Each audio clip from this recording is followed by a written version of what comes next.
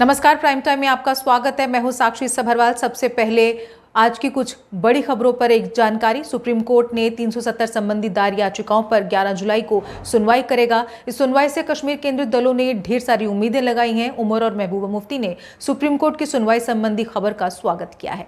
वहीं पर अगली बड़ी खबर की अगर बात करें तो आईएएस अधिकारी शाह फैजल ने 370 हटाने का फिर से समर्थन किया है। ट्विटर के माध्यम से उन्होंने लिखा है कि 370 मेरे जैसे कश्मीरियों के लिए अतीत की बात। झेलम और गंगा हमेशा के लिए हिंद महासागर में विलीन हो गई हैं।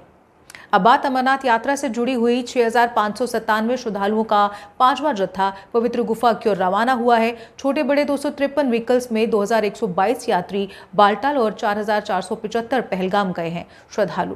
सर बहुत अच्छा लगा हमको तो आके यहाँ पे, और बहुत दिन से इच्छा थी आने की।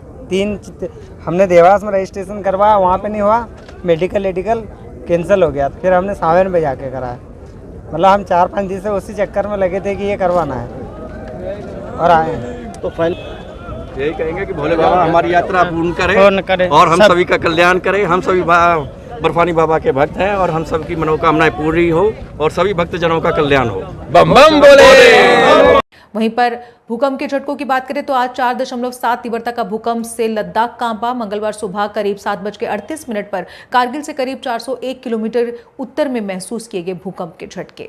वहीं पर फर्जी दस्तावेज मामले को लेकर जीएमसी प्रिंसिपल बुरी तरह से घिरती नजर आ रही हैं। जन्मतिथि से छेड़छाड़ करने पर जीएमसी जम्मू प्रिंसिपल शशि सूदन के खिलाफ दर्ज हुआ है एक केस। दरअसल एमबीबीएस कोर्स में एडमिशन पाने के लिए अनड्यू एडवांटेज हासिल करने के लिए डॉक्यूमेंट्स में अपनी एज से छेड़छाड़ करने का मामला दर्ज किया गया है। ये मामला डॉक्टर शशि सूदन शर्मा के खिलाफ मनु गुप्ता द्वारा दायर एक लिखित शिकायत के आधार पर किया गया है। फिलहाल अब जो अगली बात है, प्राइम टाइम का मुख्य मुद्दा है और ये मुख्य मुद्दा धारा 370 को लेकर जुड़ा हुआ है।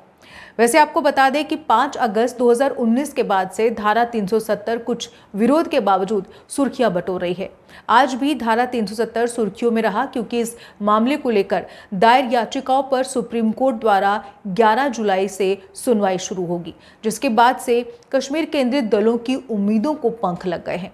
जम्मू कश्मीर से धारा 370 खत्म करने के बाद से इसे पुनः लागू करवाने के लिए स्थानीय पार्टियां कड़ी वकालत कर रही हैं। लेकिन वहीं मौजूदा सरकार लगातार धारा 370 को खत्म करने के बाद से जम्मू कश्मीर में जमीनी स्तर पर हुए कई बदलावों का लगातार दावा कर अपनी पीठ थपथपा रही है। दरअसल 370 को हटाने से जहां स्थानीय सियासी पार्टियों की हालत खराब हुई, वहीं केंद्र सरकार ने जमकर यहां कई बदलाव किए और आए दिन उन बदलावों का प्रचार प्रसार भी किया जाता है। जैसे पत्थरबाजी का समाप्त होना, आए दिन होने वाले बंद से लोगों और व्यापारियों को मुक्ति मिलना, बच्चों की पढ़ाई का प्रभावित न होना, रिकॉर्ड तोड़ संख्या में पर्यटकों का जम्मू कश्मीर पहुंचना, उस पर सफल G20 का आयोजन और लगातार हो रहा विकास। जब केंद्र सरकार ने 25 अगस्त 2019 को धारा 370 को हटाया था, तब घाटी में बैठे कई राजनेताओं को इस फैसले से अपने पॉलिटिकल कैरियर खत्म होने जैसे लगने लगे थे, जिसको लेकर इन नेताओं ने खूब विरोध जताया और इस फैसले के विरुद्ध कोर्ट में याचिका दाखिल कर दी। इन याचिकाओं को दाखिल करवाने में एक नाम प्रशासनिक अधिकारी आईएएस शाह फैजल का भी था। वो अलग बात है कि अब शाह फैजल की सोच पूरी तरह से बदल चुकी है और उन्होंने अपनी याचिका भी वापस ले ली है। शाह फैजल ने इसको लेकर एक ट्वीट किया और लिखा कि धारा 370 मेरे जैसे कश्मीरियों के लिए अब अतीत की बात है। उन्होंने आगे लिखा कि झेलम और गंगा हमेशा के लिए हिंद महासागर में विलीन हो गई हैं। फैजल ने कहा कि अनुच्छेद 370 की बात अतीत की है और अब पीछे नहीं मुड़ा जा सकता है, अब सिर्फ आगे ही बढ़ा जा सकता है। 2010 बैच के भारतीय प्रशासनिक सेवा आईएएस अधिकारी फैजल को अनुच्छेद 370 के प्रावधानों को निरस्त किए जाने और अगस्त 2019 में तत्कालीन जम्मू कश्मीर राज्य को केंद्र शासित प्रदेशों में विभाजित करने के बाद 1 साल से अधिक समय तक हिरासत में रखा गया था। फैजल सेवा से इस्तीफा दे चुके थे और जनवरी 2019 में एक राजनीतिक party Jammu Kashmir people's movement की शुरुआत उन्होंने की थी। इसके बाद 2019 में ही फैजल ने अनुच्छेद 370 को खत्म करने के केंद्र के फैसले को चुनौती देते हुए सुप्रीम कोर्ट में याचिका दायर की थी। फिर अप्रैल 2022 में फैजल ने सरकार से इस्तीफा वापस लेने के लिए आवेदन किया था, जिसे सरकार ने स्वीकार कर उन्हें बहाल कर दिया था। उसी महीने फैजल ने अदालत में धारा 370 को खत्म करने को चुनौती देने वाली याचिकाओं में से अपना नाम हटाने की मांग की थी। खैर, ये तो बात शाह फैजल की हुई, लेकिन आज धारा 370 फिर से सुर्खियां इसलिए बन गया क्योंकि माननीय सुप्रीम कोर्ट की 5 न्यायाधीशों की संविधान पीठ 11 जुलाई को अनुच्छेद 370 को निरस्त करने और पूर्ववर्ती जम्मू कश्मीर राज्य को 2 केंद्र शासित प्रदेशों में विभाजित करने को चुनौती देने वाली याचिकाओं पर सुनवाई करने जा रही है। दरअसल सरकार द्वारा तत्कालीन जम्मू कश्मीर राज्य को विशेष दर्जा देने वाले अनुच्छेद 370 को निरस्त करने के लगभग 4 साल बाद भारत के मुख्य न्यायाधीश DY चंद्रचूड़ की अध्यक्षता वाली 5 न्यायाधीशों की संविधान पीठ इस फैसले को चुनौती देने वाली याचिकाओं पर 11 जुलाई को सुनवाई करेगी। सुप्रीम कोर्ट की वेबसाइट पर सोमवार को प्रकाशित एक नोटिस के बाद जम्मू कश्मीर के राजनेताओं, खासकर उमर अब्दुल्ला और महबूबा मुफ्ती ने इसका जोरदार स्वागत किया, तो वहीं कुछ ने धारा 370 हटाना एक सही फैसला करार दिया। आज इसको लेकर विभिन्न नेताओं ने विभिन्न प्रतिक्रियाएं दी और महबूबा मुफ्ती ने ट्वीट कर कहा कि अनुच्छेद 370 के अवैध निरस्तीकरण को चुनौती देने वाली 2019 से लंबित याचिकाओं पर आखिरकार सुनवाई करने के माननीय बेंच के फैसले का स्वागत है।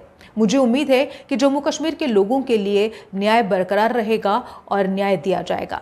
वहीं बात अगर उमर अब्दुल्ला की करें तो उमर अब्दुल्ला ने कहा कि मैं उस घड़ी का बेसब्री से इंतजार कर रहा हूं जब सर्वोच्च न्यायालय में अनुच्छेद 370 को समाप्त किए जाने के खिलाफ दायर याचिकाओं पर सुनवाई होगी। उमर ने एक ट्वीट कर कहा कि अंततः सुनवाई के लिए एक पीठ का गठन हो ही गया। केंद्र द्वारा अनुच्छेद 370 को हटाए जाने के लगभग 4 वर्ष बाद सर्वोच्च न्यायालय ने संबंधित याचिकाओं की सुनवाई के लिए 5 सदस्यीय पीठ का गठन किया है। पीठ की अगुवाई सर्वोच्च न्यायालय के न्यायाधीश DY चंद्रचूड़ कर रहे हैं। पीठ अनुच्छेद 370 को हटाए जाने के खिलाफ दायर याचिकाओं की सुनवाई 11 जुलाई को करेगी। उमर अब्दुल्ला ने आज मानस बल में पत्रकारों से बात करते हुए भी बहुत सारी बातें कही। उन्होंने कहा कि हम कानून का इस्तेमाल करके जो हमसे छीना गया है उसे वापस लेना चाहते हैं। हम इस दिन का लंबे समय से इंतजार कर रहे थे। हमें उम्मीद है कि सुनवाई जल्द पूरी होगी और फैसला भी जल्द आएगा। वहीं उन्होंने ये भी कहा कि ऐसी कोई उम्मीद नहीं है कि 5 अगस्त 2019 को छीने गए अधिकार भाजपा शासन के दौरान बहाल होंगे। लोगों को समझाया जा सकता है कि क्या हो रहा है। नैरेटिव तो हमने बनाया हुआ है। नैरेटिव बहुत ज्यादा बनाने की जरूरत नहीं है, उसको सिर्फ लोगों तक पहुंचाने की जरूरत है। हम में और बाकियों में फर्क क्या है? हम भी इख्तिदार चाहते हैं, आखिरकार सियासी जमात है, इख्तिदार हासिल करने के लिए इलेक्शन लड़ते हैं, लेकिन इख्तिदार मंजिल नहीं है हमारा। और उस मंजिल तक पहुंचने के लिए हम अपने असूलों को कुर्बान करने के लिए तैयार नहीं है। ये हम में और उनमें फर्क है। बाकियों ने पहले से ही 370 पे हार मान लिया है। वो कहते हैं ना, बस 370 दिया, कुछ और आ जाए, हम सिर्फ स्टेटहुड लेके ही खुश होंगे। हम कहते हैं ना, वही तो आप में और हम में फर्क है। हम इख्तिदार भी हासिल करना चाहते हैं, हम स्टेटहुड भी हासिल करना चाहते हैं, लेकिन हम 370 की लड़ाई भी छोड़ने के लिए तैयार नहीं हैं। और इसलिए ये लोग फिर हमें बदनाम करने की कोशिश करते हैं। जिन लोगों ने पहले से ही बीजेपी के साथ रिश्ता बनाया हुआ है, अब वो कहते हैं ना, नेशनल कॉन्फ्रेंस और बीजेपी वाले मिलकर हुकूमत बनाएगा। क्यों बनाएंगे आप? हम तो अपने दम पे हुकूमत बनाने की कोशिश कर रहे हैं। हम तो लोगों को समझाने की कोशिश कर रहे हैं कि अगर आपने इससे पहले कोalition गवर्नमेंट नहीं बनाए होते, आज हमारी ये हालत नहीं होती। ये सच्चाई है, ये घमंड नहीं है। लेकिन सच्चाई ये है कि अगर नेशनल कॉन्फ्रेंस की कमजोरी नहीं हुई होती, आज 370 और 35A को ये लोग छूने में कामयाब नहीं होते। एक सोची समझी साजिश के तहत 96 के वो 2/3 जो आपको मैंडेट मिला, उसको खत्म करने के लिए जो तब से साजिशें रचाई गई, उसका नतीजा आखिरकार 5 अगस्त 2019 बना। और हमने लोगों को भी धोखे में नहीं रखा। जो कल तक हमें ताने दे रहे थे कि क्या हुआ, कहां पहुंची आपकी लड़ाई, जवाब आपके सामने है। हमने कहा हम सड़कों पर लड़ाई नहीं करेंगे, हम नौजवानों के हाथों में पत्थर नहीं देंगे, हम यहां पे माहौल बिगाड़ के टूरिज्म का सीजन खत्म नहीं करेंगे, हम रास्ता बंद करके जो मेवा यहां से बाहर पहुंचाना है उसको हम ट्रकों में सड़ने नहीं देंगे। हम पुरअमन तरीके से जमहूरी जो हमारे हक हैं उनका इस्तेमाल करके हम इंसाफ हासिल करने की कोशिश करेंगे। और मैं शुक्रगुजार हूं चीफ जस्टिस ऑफ इंडिया का कि आखिरकार देर आए दुरुस्त आए, उन्होंने बेंच जो है उसको कॉन्स्टिट्यूट किया हुआ है और 11 तारीख से इसमें अब सुनवाइयां शुरू होंगी। अब इसमें भी कुछ लोग सुनवाई से पहले ही हाथ ऊपर कर गए हैं। हक है, कौन उनको मजबूर कर सकता है लड़ने के लिए? भले ही अब गंगा यमुना और ये इन चीजों की बात करनी शुरू की तो ठीक है ना, आपका हक है पीछे हटना, इसी तरह हमारा हक है लड़ना, हम लड़ते रहेंगे। और जो राठौर साहब ने कहा बिल्कुल सही, दिखना चाहिए कि हम वहां पे हैं, क्योंकि मैं आज भी मानता हूं हमारा केस जो है, जम्मू कश्मीर का केस जो है बहुत मजबूत है, अगर कि उसको सही अंदाज में पेश किया जाए। जिस तरह उस वक्त गवर्नर साहब ने पहले तो अपने आप को असेंबली के पावर दिए, उसके बाद अपने आप को कॉन्स्टिट्यूएंट असेंबली के पावर भी दे दिए और कहा कि मैं न सिर्फ लोगों का नुमाइंदा हूं बल्कि उन लोगों का जो आज जिंदा भी नहीं है। लेकिन ये बातें सुप्रीम कोर्ट के सामने होंगी और उम्मीद करते हैं कि वहां से हमें इंसाफ मिलेगा, लेकिन लड़ेंगे हम। आपको बता दें कि धारा 370 के निरस्त होने के पक्ष में केवल भाजपा ही नजर आती है, जबकि अधिकांश सियासी दल इसके विरोध में हैं। जहां एक तरफ सियासी दल धारा 370 की वापसी की मांग कर रहे हैं, तो वहीं स्टेटहुड का दर्जा बहाल करने को लेकर भी लोग मुखर हो रहे हैं। खैर, अब ये तो वक्त ही बताएगा कि आखिर जम्मू कश्मीर का भविष्य किस करवट बैठता है। फिलहाल प्राइम टाइम में बस इतना ही। मुझे दीजिए इजाजत और ऐसी ही ताज़ा खबरों के लिए देखते रहिए जेके अपडेट। नमस्कार।